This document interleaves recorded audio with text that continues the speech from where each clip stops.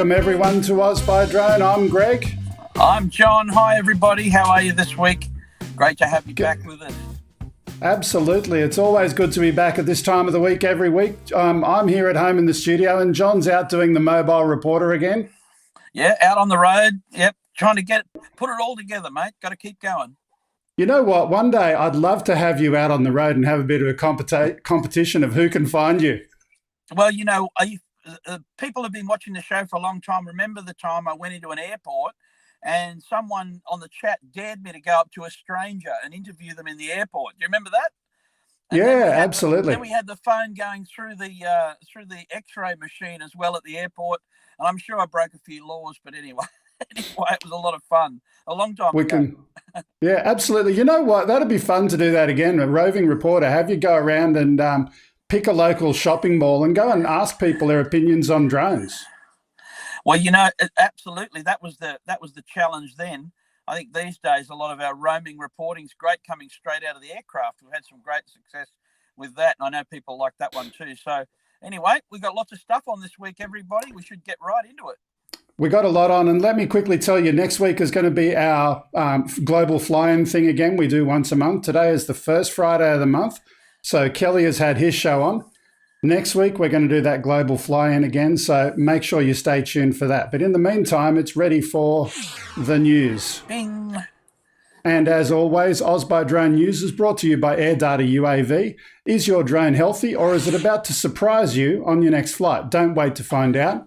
Discover under-the-hood information and review the early signs of problems before you take off again. Use discount code OzByDrone20 for a 20% discount. There's a link in the description. Great. So let's get into our first story. First of all, this is a police drone story. The police in the UK really do love to use their drones, and we're happy that they do, because this drone video of a hapless suspect trying to evade capture is priceless. Now, in this particular story, the interesting thing is they had the police on the ground, they had the dogs, they had all sorts of other things, they had cars chasing him, but we can actually see how effective the drone is in following the guy when the people on the ground couldn't do that. So just an interesting story of using the technology to capture a suspect. Yeah, they look like they're standing off at quite a distance too. Yeah. Here we go. They were actually executing a warrant. So I do want to quickly make that comment that using a drone to go and chase people, it's an unfair advantage. But in terms of when someone already has a warrant against them, I think law enforcement is entitled to that type of advantage. Well, I think so, because this suspect is running. There's a clue. Yeah. Yeah, absolutely. Oh, isn't that clever? I wonder what the machine is. Got a zoom on it. Geeks Varna saying every area in the UK, police has them now, very positive for the reputation for drones. Yeah, that's good. I'm glad. That's good to hear that kind of feedback in terms of what people feel, is a applicable use of them with law enforcement. That's great. I think public safety is always going to get better and better as well. And obviously this guy running into your backyard, he might be armed or whatever. I'm sure he'd be happy to see, something chasing him. There he is there still, huh? Yeah, they're still going after him. It's the video in terms of police use is very, very powerful once you get to court. And again, I'm going to show some footage at the end of the show of how video helped catch someone that, tried to rip me off. But anyway, that's another story. Interesting story. Let's move on to number 2. Second one today is an ENVIRO drone topic. And in this one, drones and wasps. Normally, you wouldn't kind of put drones and bees or wasps together in your thinking, except for the sound. But in this case, drones and wasps are being used together in Eastern Australia to reduce the amount of chemicals used in farming in order to lessen the damage caused to the Great Barrier Reef. The drones are being used to drop loads of wasps that will then attack the pest insects which are destroying the crops. That is so cool. It is very cool. I've always wondered whether that really works, though, because then you got more wasp, and then you got, it's always one of those questions you got to ask, don't you? I believe that they are looking at other ones to control weeds as well, different insects to, of course, that's been used for a long time. But I think what we're talking about here in our show is obviously having the aerial data capture. You can have a look how it's going much more clearly, of course. You can see really what's going on. Introduced species do sometimes cause problems. Cane toads are one of the famous ones that we tried in Australia, and we saw how that worked out. Yeah, not so good. But at least wasps are something that are already there. We're just, doing a little bit of population migration. Yep, absolutely. But speaking of animals, the parrot is a brand name of a type of drone that we've all heard of before, and our next story relates to that. Over the years, Parrot and Dronisios have worked on various projects together, and today they announced that they will be exploring drone automation with the Parrot and Afi drone platform. The two have previously created record-breaking light shows and camera dances, and we've got a quick look at that light show first. Let's play that.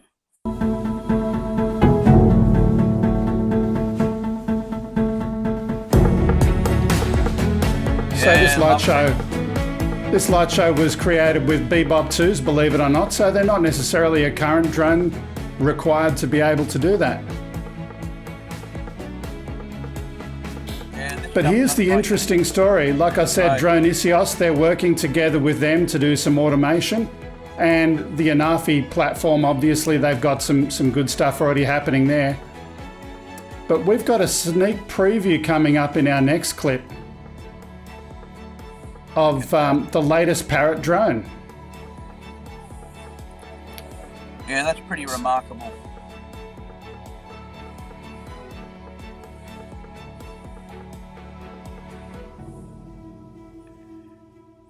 So in the next clip, we've actually got a sneak preview of the Parrot drone that they're talking about. Let's have a quick look at that. We've got some artificial intelligence here.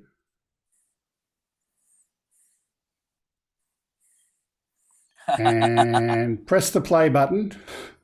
There we go. Oh, look at that. A smart parrot. Autonomous, look, in fact. It's an autonomous parrot, and someone connected the dots and tagged this as a drone-related video, and I had a laugh at it. What type of animal is that, everyone? It's a bird? Yes. Bird. It's a bird. Yeah. It's a bird. Have a look at that. One of the parrot family. John doesn't get the reference yet. He hasn't seen enough of Ken's stuff to know the inside joke. Oh, yeah, it's a bird. It's a bird. But anyway, look, I just thought I'd throw that in for a bit of a laugh. And our next story, let's move on. There is more. Right. And if you want to watch the parrot do some more things at the end, all of our videos, we've got links to those in the description of the video. Where do you stick the battery? Thunderbird 6 asks. Let's not discuss that in any more detail. We'll move on to our next story. The RAAF has tested controlling an unmanned aerial system, a UAS, by piloting a Skyranger R70 quadrotor, from a C-130J Hercules. Just check this out.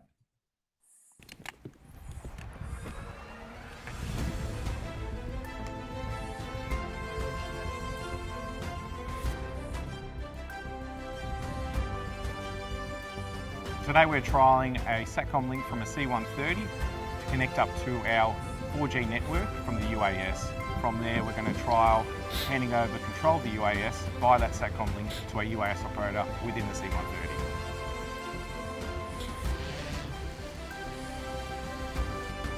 This capability will allow the commander on the ground to have a greater understanding of the ground ahead of him and streamline the information process from that aircraft to the commander on the ground.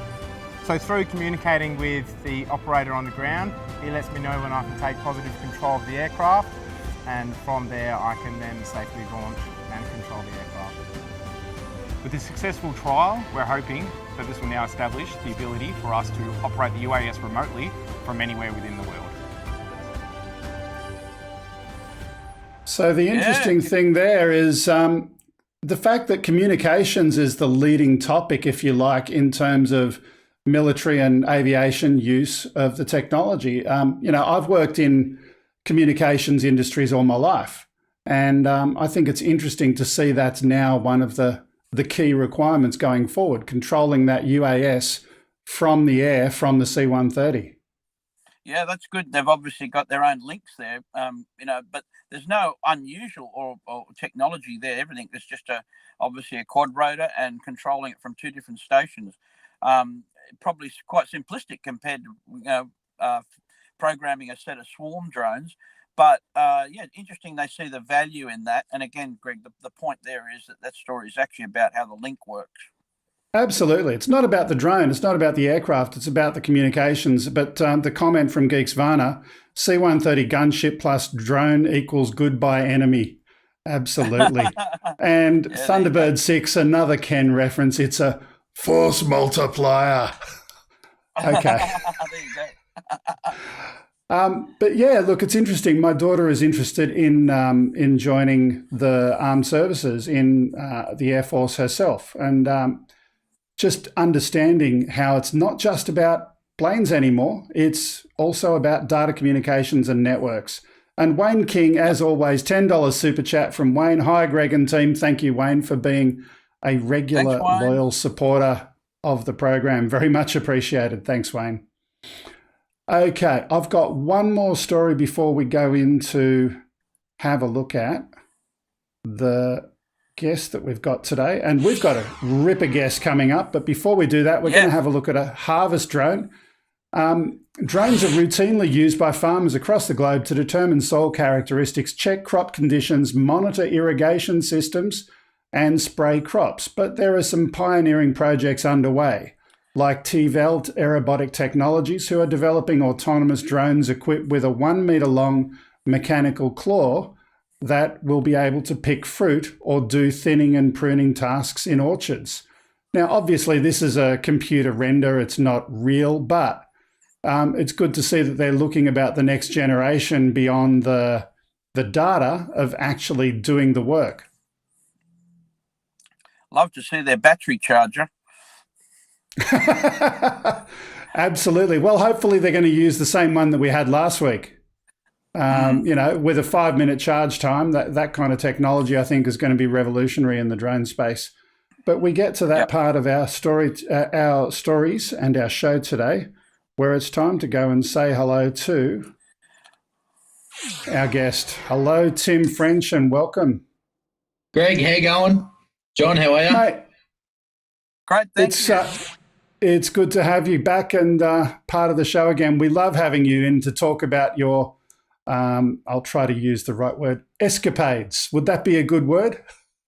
Yeah, could be considered illegal escapades, but I'm trying to be a good boy lately with the drones, so I don't get anyone knocking on my door again.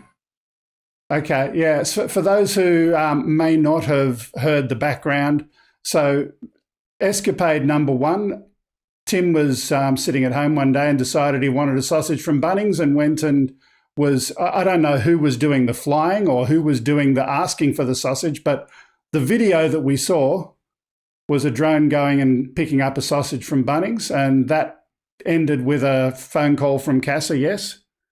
Yeah, phone call, and then they wanted lots of evidence, and I was pretty silly and sort of gave them what they wanted, and then they gave me a fine for complying with them. So it is what it is, I guess. Yeah, I mean, it would have been a creative video to make with a couple of drones suspended from fishing line and could have achieved the same result. But you actually like having some fun with the equipment at the same time, yeah? Yeah, we took it down to Bunnings and did it properly. Too hard to sort of fake it. Would have taken too long, so we just sort of did it the right way. Well, the wrong way, but it was right on camera sort of thing. Yeah. Geeks Varna is saying Sausage Copter should have been the title of that video. But then your next one was a fishing expedition where you had someone suspended beneath a drone. And again, that ended up in some challenging discussions with the regulator. Final outcome of that was?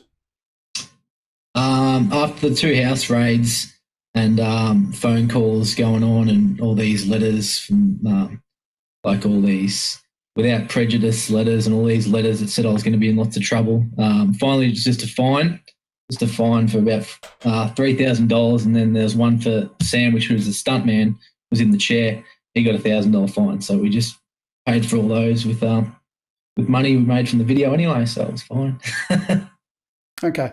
So, but you've changed your ways now and you're no longer doing stunt videos. Let's have a look at some of your other clips that you've shared with me. I've got a couple of pieces here. Let's have a look at the first bear one. in mind, Greg, they're old ones, and this isn't anything recent. So this was all.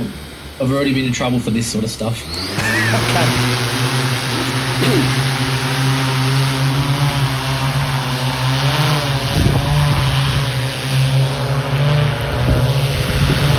This was just an early test.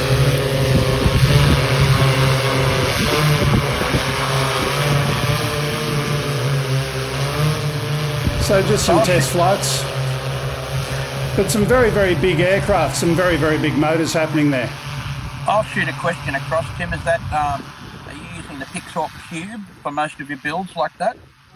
Yeah, absolutely. The DJI stuff's just not designed for those big motors, and it's too twitchy, and it's just not, doesn't work well. So the Pixar is more for agricultural and bigger stuff, and a lot more options and sort of parameters you can tinker with. Yeah, we've found that this too, one, man. just a brief interruption. This one is an interesting one. Let me just turn up the audio so the guys can hear it remotely.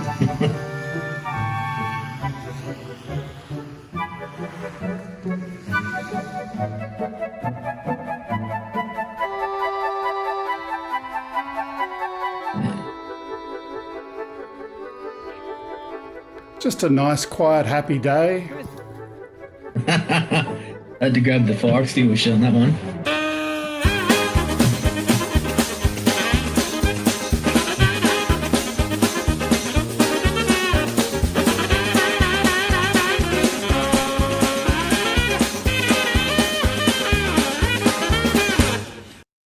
Okay, I couldn't.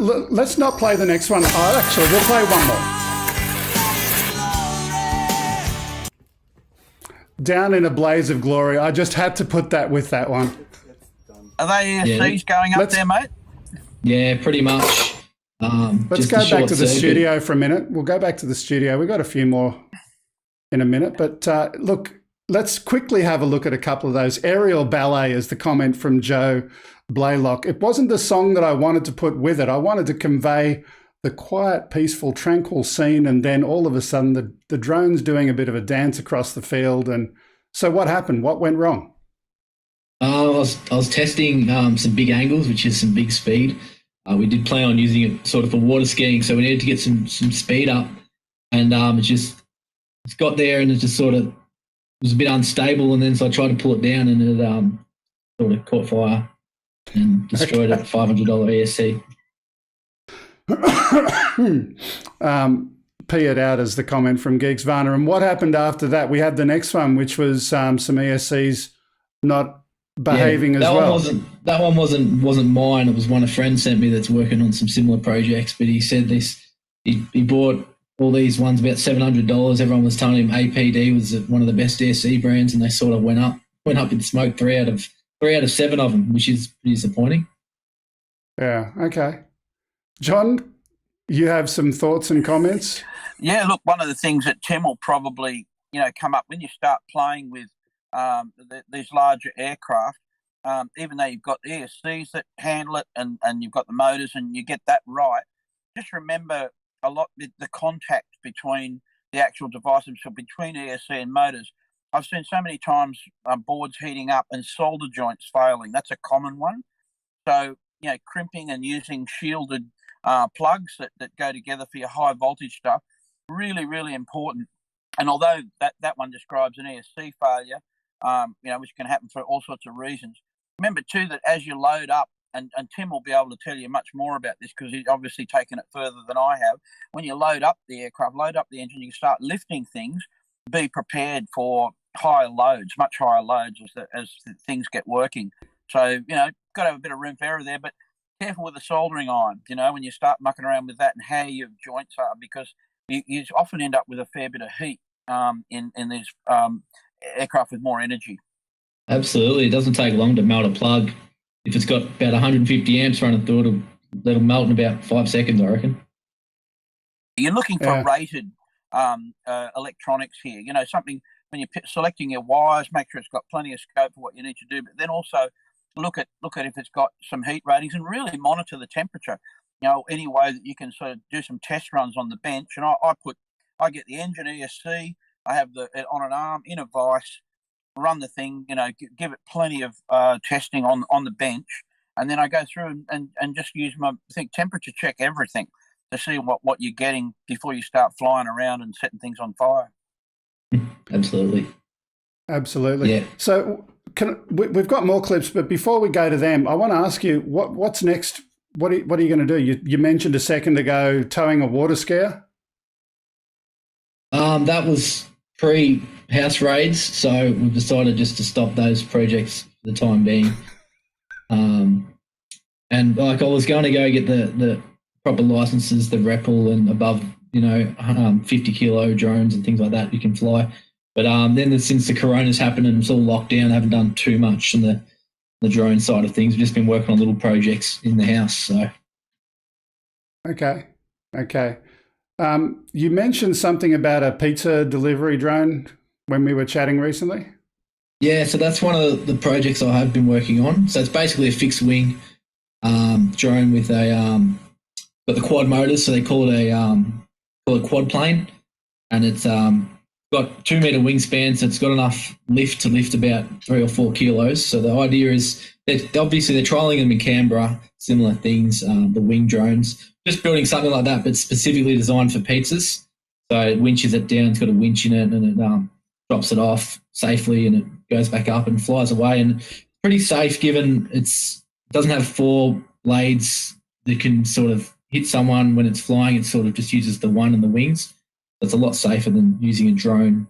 You're better off using a wing, and yet obviously you can get lots more range. They say you can get up to 70, 80 kilometres, but probably not that far once you've got the pizza and all the motors attached to it. So, okay.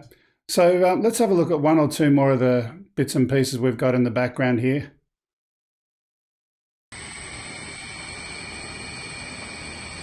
So I titled this segment with you today. Oh, that was during the tuning. Yeah, I titled the segment today "The Challenges of Auto-Tune."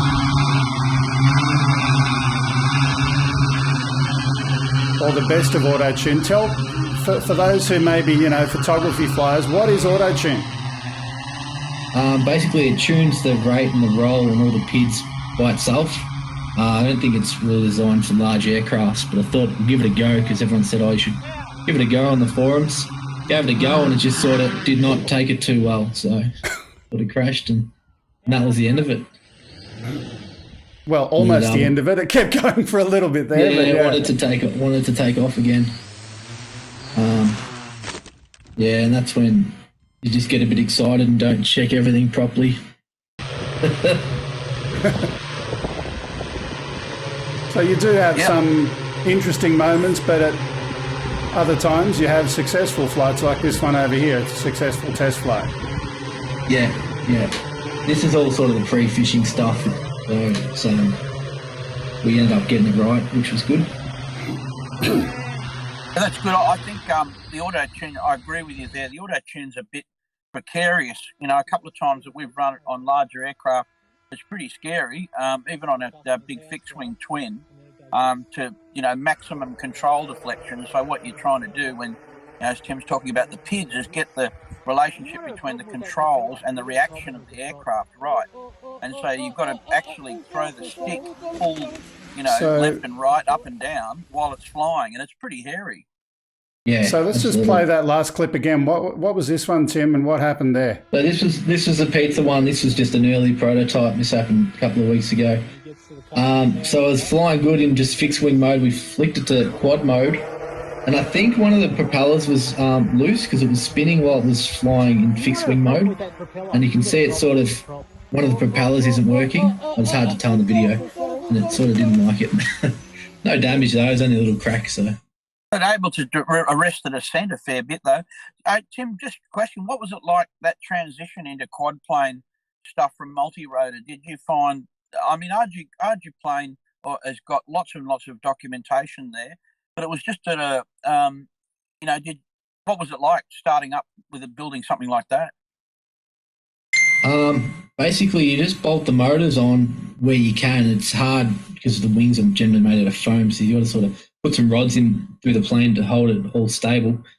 And then with the transitioning, you basically just flick a switch and it'll start the back motor up or the front motor, depending on your configuration. And it'll keep using so it uses the quad motors, it'll use the back motor, and it'll go forward. And once it's got enough meters per second, it'll turn off the quad motors and it'll fly like a normal one. So the first transition was perfect. Like, I was so surprised. I was worried it was going to sort of stall or crash in somehow, but it seemed the Pixhawk seemed to pull it off pretty well. And you have just a question. So then, if you were transitioning, you've got altitude with the quad plane, and then in your first transition, if that fails, have you got a preset switch so you can switch all the motors off and just glide the aeroplane under manual control to the ground? Is that something you set up? I think the failsafe uses the quad motors, so it'll just pull it up and it'll just hover like a drone does. Yep. I think you can set the failsafe to glide down using the push motor, or you can set the failsafe just to hover. So I haven't really played with that at the moment. It's just something. Yeah, I've been looking at the one with ours, and to be able to. Whereas it's great to go quad motor. So if you have a failure of the forward motor or whatever, or you need a transition failure, you go to quad hover, which is great. But we think another one is to shut down all of the motors while the aircraft, and obviously if it's got altitude, you can go push the nose down and go into a glide. And that's a real, safe way to bring the airplane back, just as a glider, if you've got the room. But, anyway, obviously more work and fun in getting it right. In saying that, though, if you've got no motors at all and you're going with the wind, won't it sort of stall and barrel roll out of the sky if no one's sort of controlling it? Well, it depends on, or someone would be controlling it. So the idea is that, if you could even test it so that the aircraft flies like a fixed-wing aircraft, and any fixed-wing aircraft mostly will have a glide ratio. So, and a light foam aircraft with the nose down at the right angle and the aircraft moving forward, the wings will support the weight. And so you glide down just as you would a glider, with no motors at all, and depending on the weight of the machine would relate to what sort of speed and energy it has. But I just like, in case of a failure, of having that switch that says, I've got one, it's not flying in quad, it's not flying in forward, shut everything down, push the nose down and glide in, just seemed to be something we thought was a good switch to work on. But I wondered where you were going with that. It's probably something that we can swap stories on at another time, but it's a very interesting project.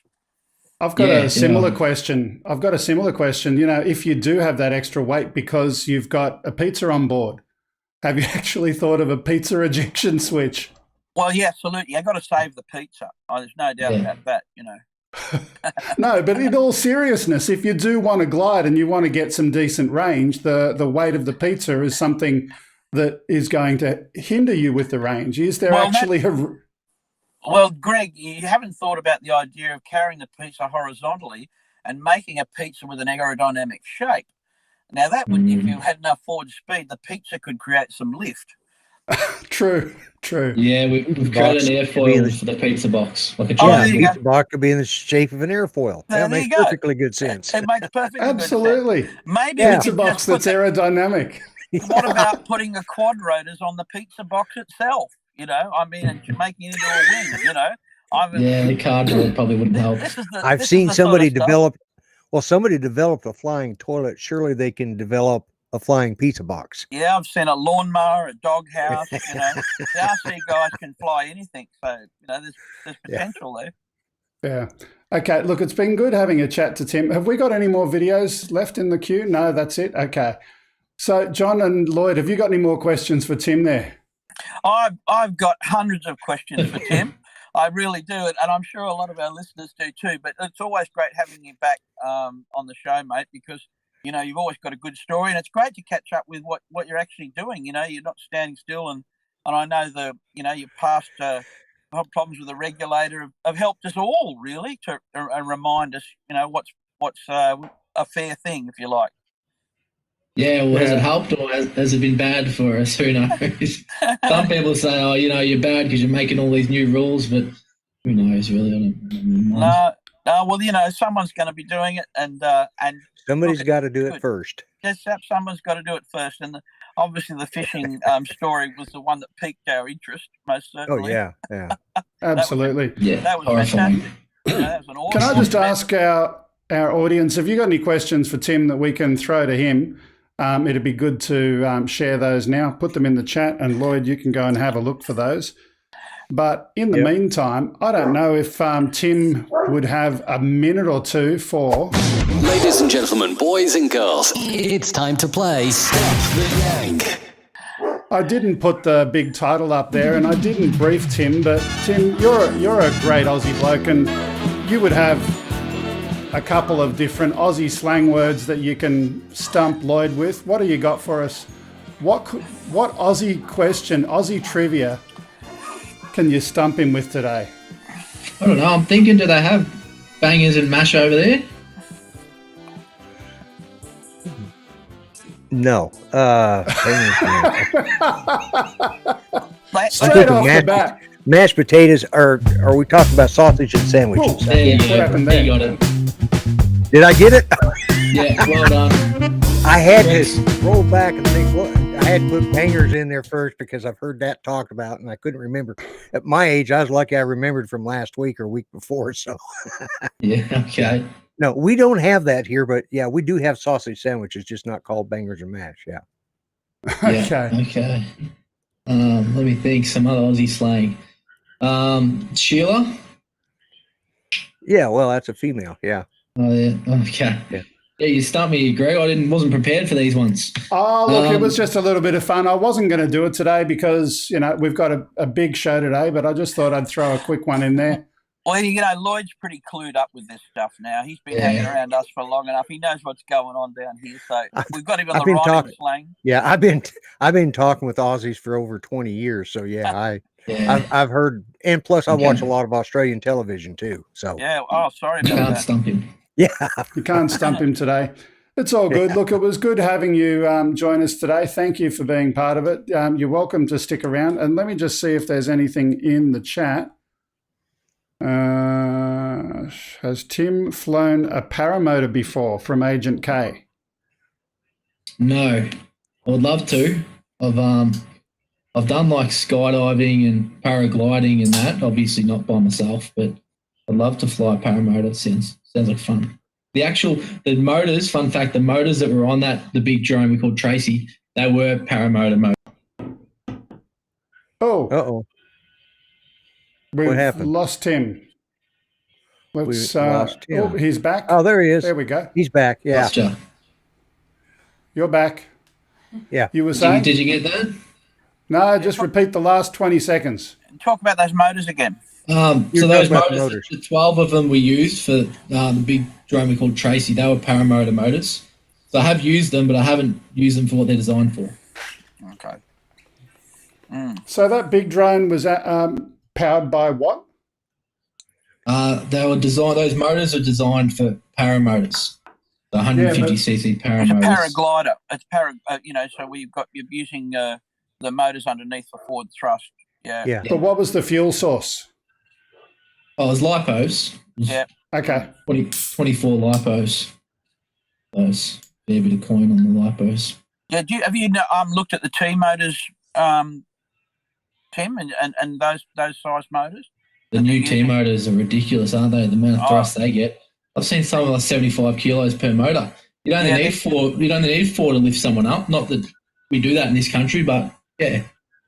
Yeah, that's right. I mean, they're a very good quality motor too. I believe Japanese windings and so forth. So I know that the manned or the passenger carrying UAVs look to T motors for that kind of thing, and cooled ESCs and all sorts of stuff. Yeah, T motor definitely the go. That's what I'm going to use for the quad plane. Have you used ESCs with temperature sensors in them? Sorry, Greg. No, go ahead. Can't say I have. Yeah, I think you're going to see a bit more of that. So the next wave, I reckon, as you're using higher powered motors, is to have a temperature sensor in the engine and one in the ESC that simply feeds back the telemetry that could give you that information while you're in flight, so you can monitor the temps. I mean, we monitor everything else, but anyway, just a quick question. We're talking about high-powered motors. Yeah, just so you can tell. Go ahead. I got one or two other questions as well. Did your fines affect your ability to get a license? And I don't know if that's a drone license or otherwise, but are there any negative effects about the fines? I did speak to a training company. I said, we've had fines before. And they're like, we'll look into that, but we don't think it should affect getting the licenses. No, that should be seen as a positive outcome, in terms of what moving forward from where you were. That should be seen as a positive thing. Absolutely. What else have we got? What's your favourite mite to spread? Pro-mite or Vegemite or Mighty Mite? Vegemite. None of this Pro-mite or Mighty Mite rubbish. I've never even heard of Mighty Mite. And Pro-mite doesn't have the tang. You need the tang, like it's that little kick. Yeah, I can do Pro-mite. I'll stick with Vegemite. Look, yeah. Look, it was good having you in today. Thanks very much for being with us, Tim. We'll go and get back to the news, and you're welcome to stick around, stay in the chat, say hello to some of the folks there, and if they've got any other questions, throw up some answers, and we'll talk to you again another time. Too easy, mate. Thanks a lot. Thank you. Later, John, Lloyd, Greg. Yep. Good seeing you. Great. Thanks, mate. Okay, and now we get back to a little bit more of our news. We've got an interesting drone again. We all know how to launch a drone, right? You press the button on the controller and it goes up, and, well, this drone can be launched from a grenade launcher, from a stationary or mobile land platform, or from an aerial or maritime system. Check it out.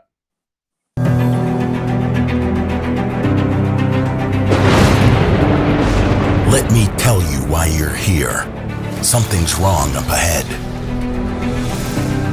Over the hill, behind those trees, around the bend. You're not sure what it is, but it's there. Do you want to know what it is before it's too late? You take the blue pill. The story ends, you keep on with your existing solutions. This blue pill, red pill thing is just crazy. You take the but red look at pill. the red pill. You reach Futureland. With Spear UAV encapsulated immediate action there we go. drones. Stuff in that.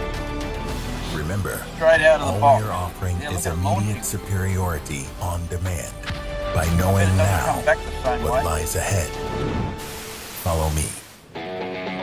Probably just expendable, I would think. Today's security challenges demand instant So we'll, action. I'll just turn the volume down and let it continue playing, but really cool idea. Look at this.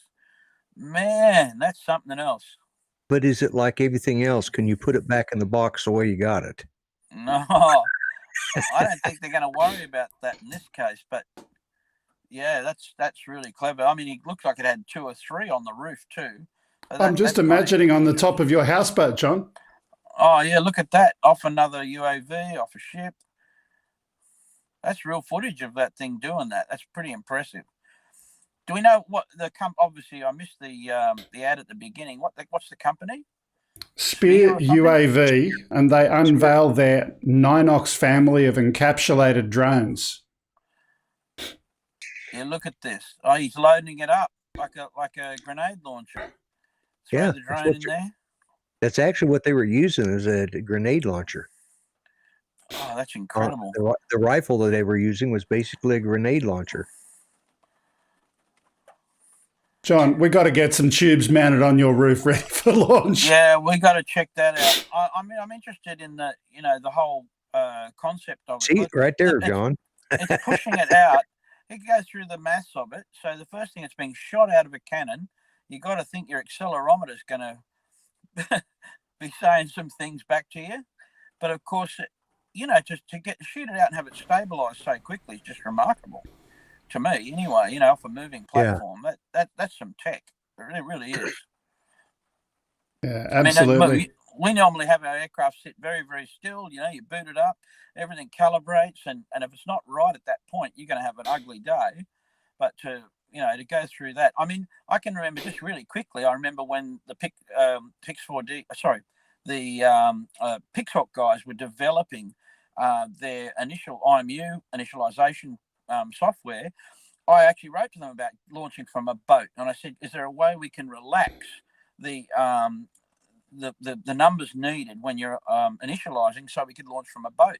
And they put a whole project together, and that became, you had boat mode, which you could select in the software, which would allow you to fire up, and even though you were rocking gently, it would average the position, and then you could get airborne, without having the full IMU calibration to be so hard and fast. So anyway, that's just a side thing that Pixhawk was doing.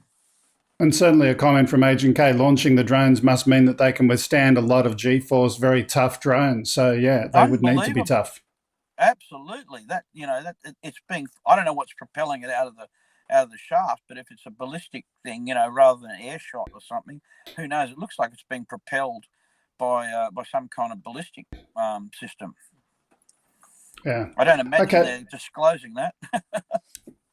No, because someone else would be copying that very quickly if they did. But our next story at the moment, in theory, controlling a flying drone shouldn't be much different from piloting a helicopter. But without a human in the cockpit, visualizing the drone's current position relative to environmental obstacles can be tricky.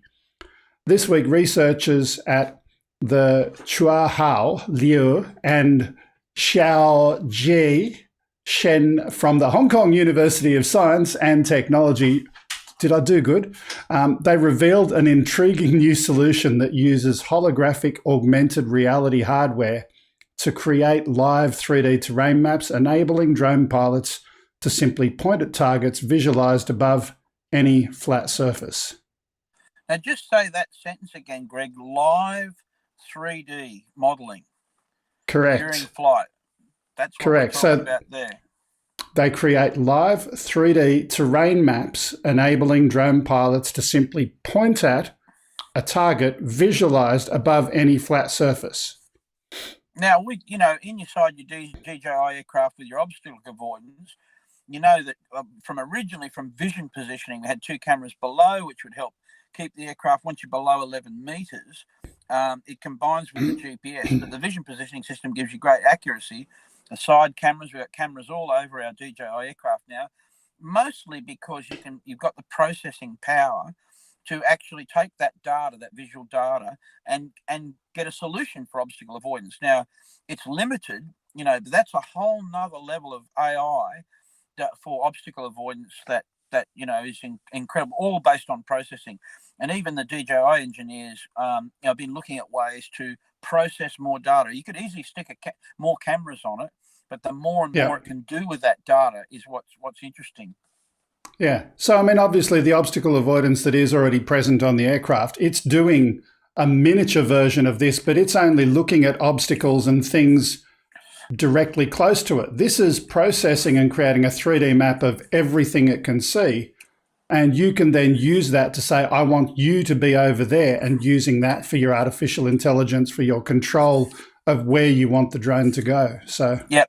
And the absolute gold star here, Greg, is to have the processing power to pick up a wire or a bird. So if you can see if a bird's approaching you and the AI can identify a bird, there's certain things that you would do to mitigate having the bird attack you, like get out of the way and come home quickly.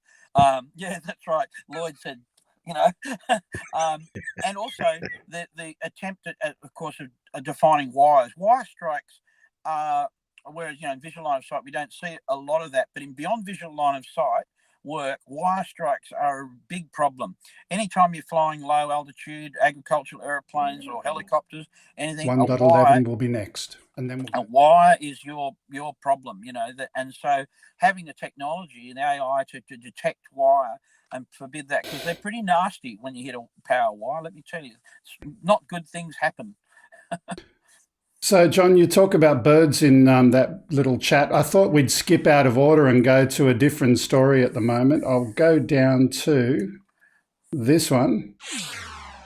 A group of researchers from Asia and Australia have developed and tested a flapping wing ornithopter, and we've seen this previously, mimicking one of the world's fastest birds, the swift.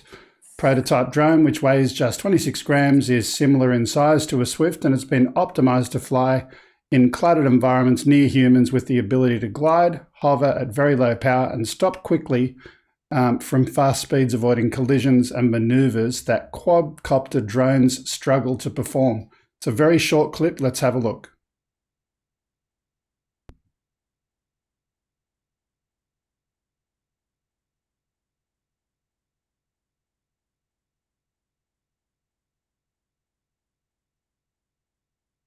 Let's play that one more time. It's very, very short. Let's have another look at it. I'm just trying to pick it up there, looking at when he drops it. It reverts, so he's dropping it nose down, and then up it comes. There's a lot of research happening into that, and it's interesting to watch. I do encourage everyone who's watching here at the moment to go and check that out. The links for all of our stories are in the description, so please do go and have a look at that one. Has anybody missed the point that this is an exciting time for the technology that we're all interested in? It really is. It's incredible. And look, the things that we've had in day, apart from swarms and Tim, he's an exciting piece of technology. Everyone's got this great interest in this stuff, and the amount of amazing things that are happening now all the time. It's just mind-boggling. It's exciting. Yeah. Speaking of exciting, SpaceX, story 108 for my producer. The drone Raptor view of the SN5's 100-meter hop in Boca Chica, Texas. Have you seen this? No, I haven't seen this one. This is basically a drone. This is basically a drone doing, 150-meter hop from one point to another and still remaining vertical and doing all of its control systems to get from point A to point B and land on a dime. That is amazing. Now, my friend and I, Roy, spent a lot of hours last night discussing this technology, and we still can't get our head around how stable this thing is. I mean, look at it. Look at how steady that is. It's not wobbling around. I mean, I remember when I was a kid watching rockets go, oh, yeah, this is the one, Roy, my friend saw this one. Watching the fine movements with so much energy coming out, the very fine movements of the motor guidance. Yeah, it's like a quad, man. I know. And it's like someone being in a box cart going down the hill with rockets tied behind them. I want one of those. I definitely think we need to move from lipos into rocket propellant. Is anyone not with me there? This is the way to lift them. Rocket propellant. I think he missed that comment, Greg. Yeah, I get it. Yeah. He got it. He understood it. He just refused to acknowledge it. Okay. To fly autonomously, drones need to understand where they are and what they perceive in the environment and make decisions based on that information. A novel method developed by Carnegie Mellon University researchers allows drone to learn perception and action separately. And this is a quick little clip showing a virtual environment, and it's learning how to do stuff using a simulation and then mapping that into the real world. So teach it in the simulator and then give it the real world and see what happens. And it's actually able to successfully navigate those gates in a real world. Yeah, that's fantastic. And that's the visualization, talking about how it's doing it here. Again, processing power, Greg. You got to be able it's all going up. You got to be able to lift the computer that will do the job.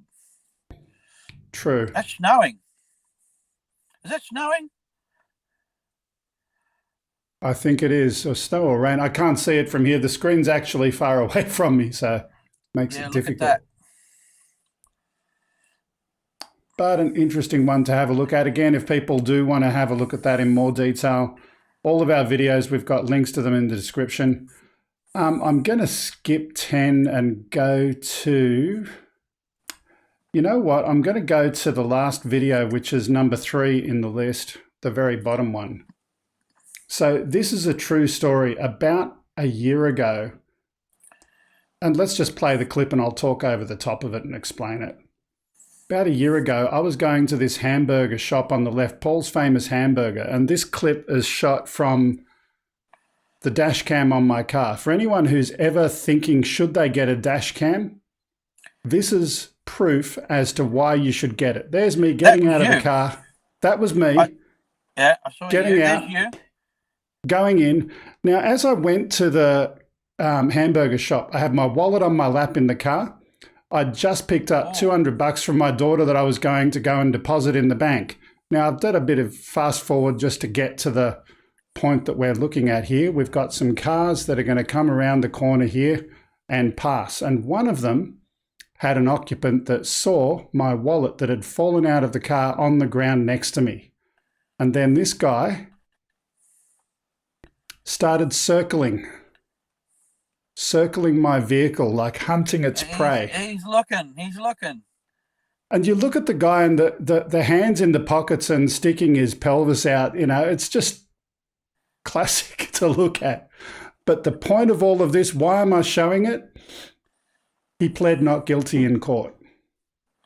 Really? With that footage? And then when court date actually came and he saw the footage that was there, he changed his plea. Yeah, Keep watching and you'll see the guy a couple of times. He's just looking innocently because there's someone at the front side of my car that's preventing him from picking it up without being observed doing it. That's why he's just doing the fingers in the pockets and whistling away and biding his time.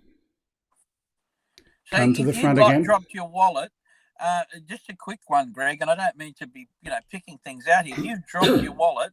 How are you paying for the hamburger?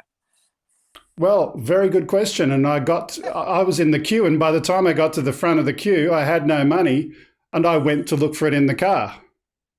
And I know that I had my wallet in the car because I specifically took this money from my daughter. So I knew that something had happened. So Thankfully, you went straight to the dash cam?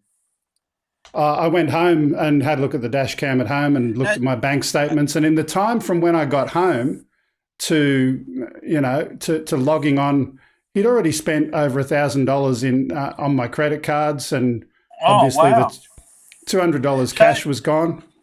So another thing, why is the dash cam still running? You're not in the car, the ignition's off. Is this a dash cam that just keeps recording all the time? Yeah, the dash cam, it's a black view and it's got parking mode. So even after you turn the car off, it will continue to record until the voltage gets to a point where it would be unsafe to restart your car. Wow. Okay, that's a long time for a little camera. It'll last hours. It'll last hours for that camera. And it's on a loop. So if you thought you'd left sorry to go through the detail here, but I'm interested. So if you thought you'd left your wallet at home and you jumped in the car and drove home and couldn't find it, would you still have enough buffer in there to go back and see in front of You can put a 128 gig SD card in there and away you go. Right, I get it. Yep, all good, all easy. Wow, that's fantastic. And so he got charged and is in the lockup? What's the story? So at the time when they actually found him, he was actually in jail for something else. Of course. Of course. Yeah. And then subsequently they didn't charge him with this offence then because the jail was too far away. So the local constable, obviously didn't want to go and drive to come back to West to go and talk to the guy. But eventually he was released and on bond, and he approached him and confronted him about it, said, it wasn't me, and then showed them all the videos. And particularly after all of this happened, I went to each of the supermarkets that were showing up in my credit card statement. He went to Coles, Woolworths, Kmart, right across the road from my house. And then he went to another, he wasn't hungry. He bought cigarettes, mobile phones, recharge cards, anything that was cash convertible, very quickly cash convertible. Then he went to another location and did the same thing, and another one. And then he used my Opal card to go and catch a train into the city. Right. And at every one of those locations, there was video footage It was all readily available, and yeah, that's the point. Well, that and bringing it back to how applicable it is to this show, and people's worrying about drones flying around and the footage. We've watched the police using it today to catch criminals.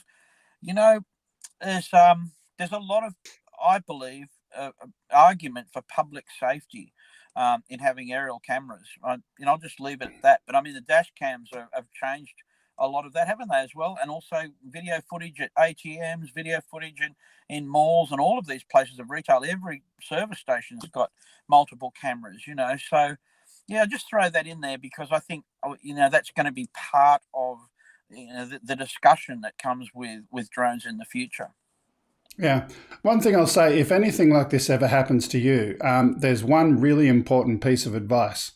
Go to the shops as soon as possible after and ask them to tag or put away that footage. Because later on, when the police go, and it takes them time, their investigative resources are not infinite. But if you take some time to do a quick bit of their work for them, which I did, I went to each one of those stores and they kept the footage away for them. And the police guy said, you made it so easy for me. I had everything I need. It was a slam dunk by the time they got involved. Well, I know what Lloyd's thinking. Lloyd's thinking, if I notice this guy's out and about, I want to pull out my drone grenade launcher and fire it into there and have it chase this guy. That's what he's at. Exactly. That's the way the Americans do it. I love it. Yep. There was a question there. How did you find him? So with all of the footage available, that footage was circulated to the local police, and he was recognised. He was a known person of interest. Comment, yes, they know to move fast. So within 30 minutes, he'd already drained a lot of bank accounts. So be careful with that. Joe said, I have my identity stolen, and in less than a day, they stole over $20,000 by opening accounts and charging things in my name.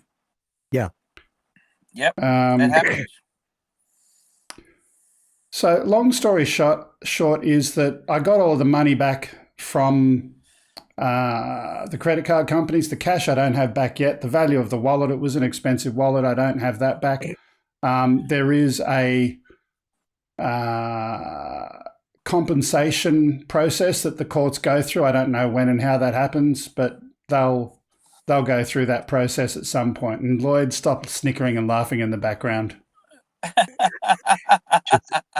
He can't help himself. Yeah. Expensive wallet. I like the way you phrased that. Yes. Yeah, that's very good. I do too. Well, it was a Mont Blanc. Yeah, well, I get that too. My wallet's a plastic bag, but what it's got in it's expensive. You know what? Since then, I don't carry a wallet, period. I carry my mobile phone, and that's all I use for payment everywhere. I don't have anything anymore. Yeah, well, that's another discussion. And I'm happy with that. Yeah. I've had problems like this. Use cash. Okay. First world problem now, you're wearing a mask and my phone won't recognise me anymore. Exactly. I'm thinking as we move forward, you know how to fix it, Lloyd? What you do is you put your mask on and you recalibrate your phone to recognise you with a mask on. The last update that Apple did on the iPhone was supposed to fix that, but it didn't do it. Yeah. Yeah. Yeah. Anyway, ladies and gents, we've reached the end of the show today. I've got one last thing that I do want to share. After today's show, I'm actually going to do the show again. The reason why I'm going to do the show again, and it's John and Lloyd, you don't have to be there. I'll ask for volunteers to be a cardboard cutout version of John and Lloyd and our guest. But I'm doing it again because I've got a new version of Wirecast that I didn't want to inflict on everyone here. Rather than make the regular show go bad, I'm going to upgrade it straight after this, and then I'm going to do everything that we did to get to this point today, replicate it, and see what happens. Right. Okay. Good luck with that. Good luck with the jokes. So if you're available and you want to help, come to Discord, go to our Discord server, and we'll have a chat straight after the show. we'll do this all again, maybe without as much interesting, witty humour from our co-host and so on. But yeah, I want to find out who fun. you're going to get. I want to find out who you're going to get to replace Grumpy. Yeah. There is only one Grump. Yeah. Anyway, yeah. with that, I'll just say, if you've got some videos you want to share with us, send it to upload@gregkuhnert.com. If you'd like to follow us on social media, at OzByDrone on YouTube, Twitter, Twitch, Facebook, Periscope, and DLive and Smashcast. And a postal address for us is 5/127 Princess Highway, Sylvania, New South Wales 22224. Okay, I see you've got your seatbelt on. That's your cue to exit stage gear shift. Thanks for being with us, John. Okay. Thanks. Great, Lloyd. Thanks, Tim. Thanks, everyone, for being here. Always great. Yep. All right. See you guys. It's always good seeing you, John. Always, Okay. Lloyd. Thanks for watching. Thanks for being part of it. Bye for now.